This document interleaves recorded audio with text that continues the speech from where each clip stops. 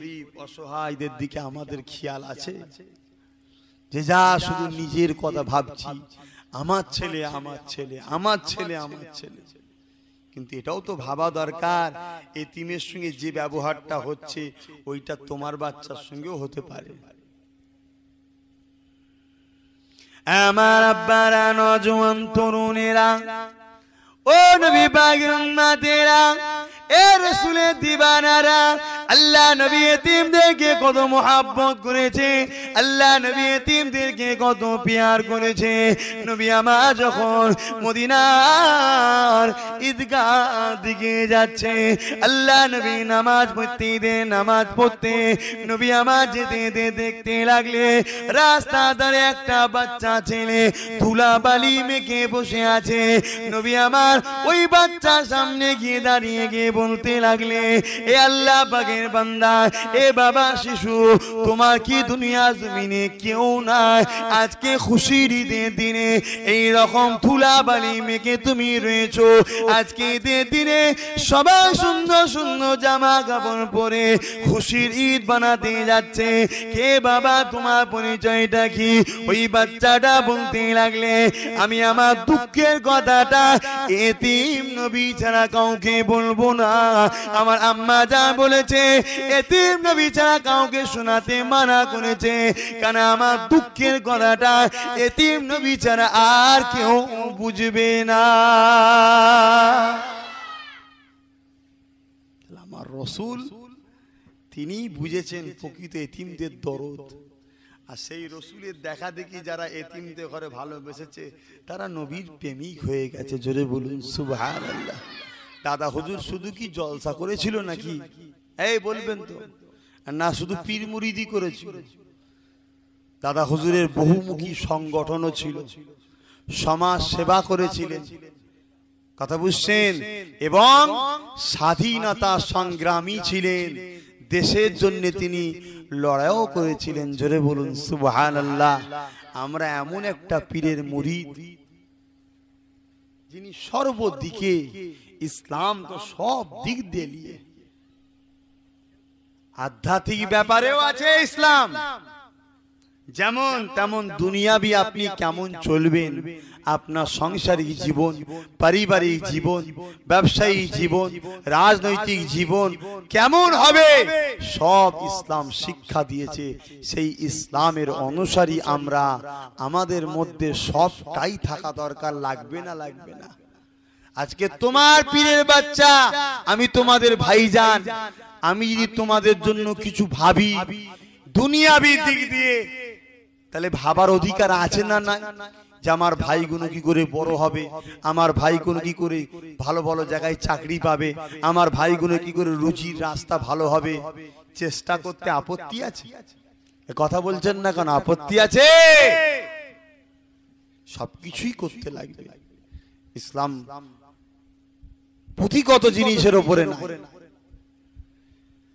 আমার আব্বারা, নওজোয়ান তরুণেরা, ও নবী পাকের উম্মতিরা, আমার রাসূলের দিওয়ানারা, আল্লাহ নবীকে দেখে শিক্ষা নেন। নবী আমার মদিনা নবাবিতে বসে বসে নামাজের তালিম দিয়েছিলেন। নবী আমার মদিনা নবাবিতে রোজার তালিম দিয়েছিলেন। নবী আমার মদিনা নবাবিতে হজের তালিম দিয়েছিলেন। নবী আমার মদিনা নবাবিতে কোরআনের তালিম দিয়েছিলেন, হাদিসের তালিম দিয়েছিলেন। আবার নবী আমার জিহাদের ময়দানে কিভাবে ইসলামের জন্য, হকের জন্য জিহাদ করতে হবে সেই উপকৌশল শিখিয়েছিলেন। তাই আমার নবী পাককে দেখে তামাম পৃথিবীর জমিনে আজকে রাজারা, বাদশারা আমার নবীর চরিত্রকে সামনে নিয়ে তারা দেশ চালাতে লেগেছে।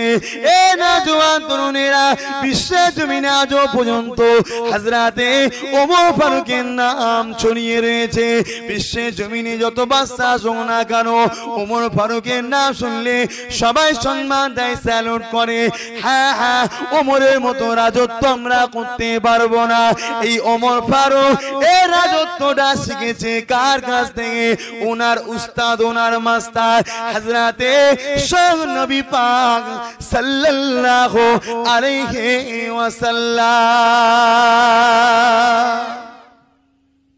কি আদর্শ ছিল ওমর ফারুকের। হুজুর রাত্রিরে ঘুরে ঘুরে ঘুরে ঘুরে ঘুরে ঘুরে সব বাড়ি বাড়ি দেখতো কে না খেয়ে শুয়েছে, কে না খেয়ে শুলো, কে কি কষ্টের মধ্যে আছে। হযরত ওমর ফারুক সব ঘুরে ঘুরে দেখতেন। আজকে আমাদের দেশের সরকাররা করে, এই করে ওই যখন ভোটের সময় আছে তখন বেরোই, আর যেদিন বেরোই দেখবেন ফর্সা ধবধবে বেরোয়, এসিতে থাকে সব সময়। আর ভোটটা যেদিন প্রচার হয়ে যাবার রায় বেরোবে, মানে প্রচার হয়ে গেল কাল থেকে ভোট, তখন কালো বাঁদরের মতো সব ঘরে ঢুকছে। এ কথা বুঝছেন না, বোঝেন না? আর অথচ আমাদের শোষণ করে তারা বড় হচ্ছে, আমাদের নিয়েই তারা বড়, কিন্তু আমাদের কথা তারা একটু ভাবছেন। হ্যাঁ, কিছু কিছু লোক আজও আছে, সবাই যে খারাপ তা বলছি না, একটা দুটো, তবে ভালোর ভাগটা খুব কম, ভালোর ভাগটা খুবই কম। আমাদের খোঁজ খবর নিবার কেউ নাই। ওই ভোটের সময় এলে পাড়ায় পাড়ায়, অলিতে গলিতে, জঙ্গল ফঙ্গল মেরিয়ে মেরিয়ে সব ঘুরে ঘুরে ঘুরে ঘুরে বেড়ায়। দাদা আমার দিকে একটু খেয়াল রেখো, দিদি আমার দিকে একটু খেয়াল রেখো, ভাই আমার দিকে একটু খেয়াল রেখো, বোন আমার দিকে একটু খেয়াল রেখো, বলে না বলে না?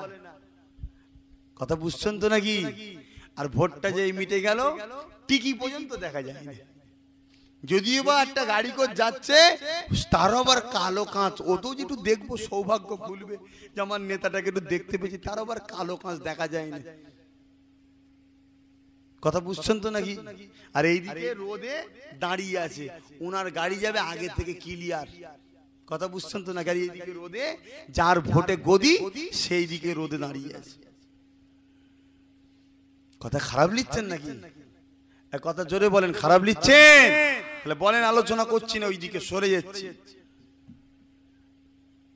নেতা তো আল্লাহ জমিনে একটাই ছিল, আমার আপনার নেতা তো একটাই, নবী মুহাম্মদ রাসূলুল্লাহ। ও নওজোয়ান তরুণেরা, সেই নেতা আদর্শতে হযরত ওমর ফারুক তাম বিশ্বের ইসলাম জগতের সম্রাট ছিলেন, ইসলাম জগতের সুলতান ছিলেন, ইসলাম জগতের বাদশা ছিলেন, আমিরুল মুমিনিন খলিফাতুল মুসলিমিন ছিলেন। হুজুর ইচ্ছা করলে আরামে ঘুমোতে পারতেন। এ নওজোয়ান তা না করে হুজুর আমার বালিতে শুয়ে থাকতে, ফাঁকা জায়গাতে এমনি ভাবে শুয়ে থাকতে, পরনার জামা কাপড় ছিঁড়া ফাটা এমন করে পরে ঘুরতে। কেননা কার জিনিস পাবো, ওমর ফারুক নিয়ে ব্যবহার করব।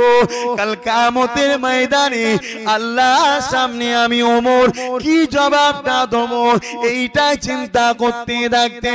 এই শিক্ষা ওমর ফারুক কার কাছ থেকে পেল? এই শিক্ষা পেল আল্লাহর নবীর কাছ থেকে। বাদশা নেতা তো এইরকম হবে, এইরকম মানুষের রাজত্বে বাস করলেও সুখ শান্তি পাওয়া যায়। ও নওজোয়ান তরুণেরা, আমার আব্বা জানেরা, হযরত ওমর ফারুক এক রাত্রিরে হুজুর আমার যেতে লাগলেন। শহরে অলিতে গলিতে এলাকায় এলাকায় ঘুরে ঘুরে দেখে কোথায় কোন মানুষটা বিপদের মধ্যে রয়েছে। হযরত ওমর ফারুক দেখতে লাগলেন একটা বাড়িতে বাচ্চাদের কান্নার আওয়াজ আসছে। হযরত ওমর ফারুক দরজা করে আওয়াজ দিলেন, আম্মা জান, কে আছেন মা? দরজাটা একবার খোলেন মা। কিসের কান্না মা? এই দরজাটা খোলেন মা।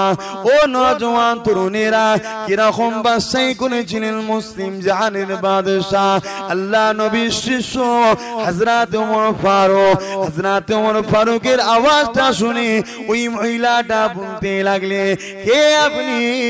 ওই সময় ওমর ফারুক নিজের পরিচয়টা গোপন রেখে বললে, আম্মা জান, আমি আপনারই একটা ছেলে।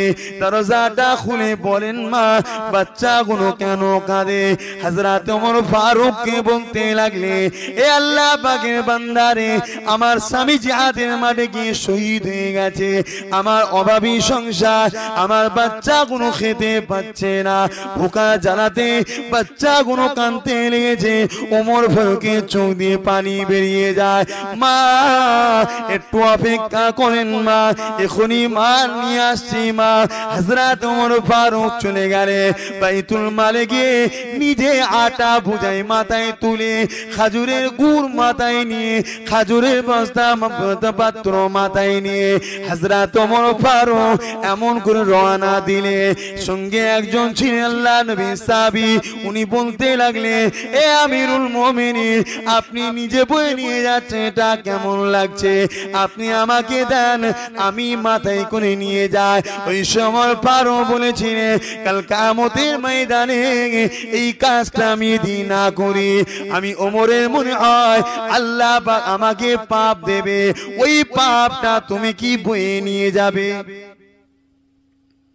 বুঝছেন তো নাকি কি চিন্তা তাদের ছিল? দেখেন আজকে সেই চিন্তা চেতনার মানুষ আছে? বলেন না গো, আছে? আপনাদেরকেও খুব কষ্ট হচ্ছে নাকি? সারাসরি দিচ্ছেন না কেন? আমার তো আলোচনা করতে খুব কষ্ট হচ্ছে, এত গরম লাগছে বলার মতো না, জান হাইফাই করছে। আমার আব্বারা, নওজোয়ান তরুণেরা, ও নবী পাকের উম্মতিরা, অনেক বড় কথা। হযরত ওমর ফারুক গেলেন, মালগুলো নামিয়ে দিলেন, আটা তৈরি হলো, বাচ্চাগুলো খেতে লাগলো। খুশি মুখটা দেখে ওমর ফারুক বিদায় নিতে লাগলেন। ওই মহিলা হাত তুলে বলতে লাগলেন, ও রাব্বি আল্লাহ, ওমরকে বাচ্চা না করে এই ব্যক্তিটাকে বাচ্চা করতে আমরা আরো শান্তিতে থাকতাম। হযরত ওমর ফারুক কাঁদতে লাগলে। ওই মহিলাটা বলতে লাগলে, এ আল্লাহ পাকের বান্দা, আপনার পরিচয়টা কি বলে? হযরত ওমর ফারুক বললে, কালকে রাজ দরবারে যাবেন মা, আমার পরিচয়টা আপনি পেয়ে যাবেন মা। অনেক বড় কথা। মহিলা রাজ দরবারে এলো, মহিলা দেখতে লাগলেন, কালকে আটা পূজায় মাথায় নিয়ে আমার ঘরে যে গিয়েছিল, তিনি অন্য কেউ নয়, তিনি হলেন আমিরুল মুমিনিন, খলিফাতুল মুসলিমিন, হযরত ওমর ফারুক। এই যে মানুষ বিপদে পড়লে তার পাশে দাঁড়ানো, তার কান্নায় সাথ দেওয়া, এই শিক্ষাটা ওমর ফারুক পেল কার কাছ থেকে? তো বলেন কার কাছ থেকে পেল? আল্লাহ নবীর কাছ থেকে পেয়েছে। আমার আব্বারা, নওজোয়ান তরুণেরা, ও নবী পাকের উম্মতিরা, আমার রাসূলের দিওয়ানারা, আল্লাহ নবী নূর নবী দার নবী, নবী আমার বসে আছে। এমন সময় আল্লাহ নবীর কানে একটা কান্নার আওয়াজ এসে যায়। আল্লাহ নবীর কানে কান্নার আওয়াজ আসে। গভীর রাত্রে কে কাঁদে? আল্লাহ নবী সাহাবাদেরকে বলতে লাগলে, বাবারা চলো তো দেখি কে কাঁদে বাবা, কে কাঁদে বাবা। আজকে আমার গ্রামে যদি গভীর রাত্রে কেউ কাঁদে, আমি আপনি কি ছুটে দেখতে যাব? চোর পড়েছে নাকি আরো খিল লাগিয়ে শুয়ে থাকবে? কথা বুঝছেন তো নাকি? শুধু নামাজে ইসলাম শেষ তা নয়, দাঁড়িয়ে রাখলেই শুধু ইসলাম হয়ে গেল তা নয়, অনেক কিছু কাজ আছে।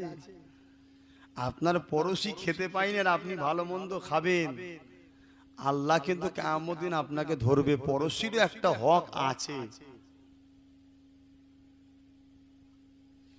আমার আব্বা জানেরা, নওজোয়ান তরুণেরা, আল্লাহ নবী সাহাবা হুজুরকে সাথে নিয়ে রওনা দিলেন।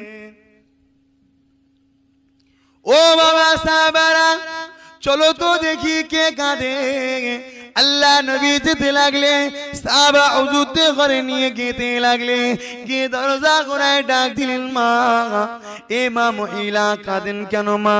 দরজা খোলেন মা, কি হয়েছে বলেন মা। ওই সময় মহিলা আওয়াজ দিচ্ছেন, কে আপনি? এই গভীর রাত্রিরে কার মনে এত দয়া ময়া? আমি অভাগিনীর খোঁজ নিতে এসেছে। ওই সময় আমার রাসূলুল্লাহ আওয়াজ দেয়, মারে, আমি আব্দুল্লাহ আব্দুল্লাহর বেটা মুহাম্মদ রাসূলুল্লাহ।